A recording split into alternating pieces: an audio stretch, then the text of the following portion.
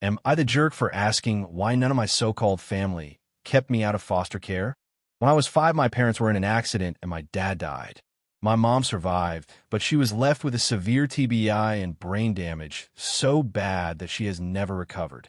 She is in a medical facility getting round-the-clock care. My parents had a plan in place for my maternal grandparents to take me if something were to ever happen to them. This was agreed to by my grandparents at the time. That wasn't what happened. I was supposed to be with them, but they wanted my half-siblings in their life instead, and they chose to let me go into foster care, and so did my other extended family. On both sides. I know the reason is because my parents cheated on my half-siblings' other parents with each other and made me. I know it was messy before and after I was born, but I always hated knowing that nobody wanted me. I felt so worthless for years, so abandoned and gross. 5-year-old me didn't really understand then. I'd heard the fights, and it didn't make sense to me back then. It was when I got older, and I remembered those fights, I processed what it meant.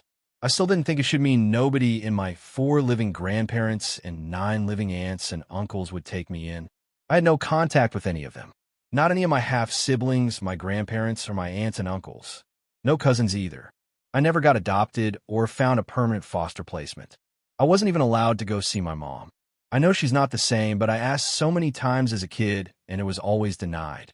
When I left foster care, I considered reaching out and asking questions, but I knew I wanted to wait until I was in a better place, in case I was met with just endless hate. I ended up messaging every relative I could find on social media. My half-siblings told me to screw off and die. I got a reply from one aunt on one side and an uncle who lived with my grandparents on the other. I was basically asked by all of them why I was reaching out and trying to shame them for making the decision that was right for them. They asked if I knew what they had to lose by taking me in. It confirmed that my half-siblings wanted nothing to do with anyone who kept me. That the grandparents who said they'd take me in never intended to and always knew they'd let mom down in the end. So they lied and left my parents thinking I'd be taken care of instead of giving them the chance to ask someone else. I left it alone after those replies, but then I got angry messages from the 2 who responded telling me I had no right to take my anger out on them. This was weeks after I sent the messages, and they replied. I never responded to their original replies. I think they're projecting any guilt they might feel, if they feel any.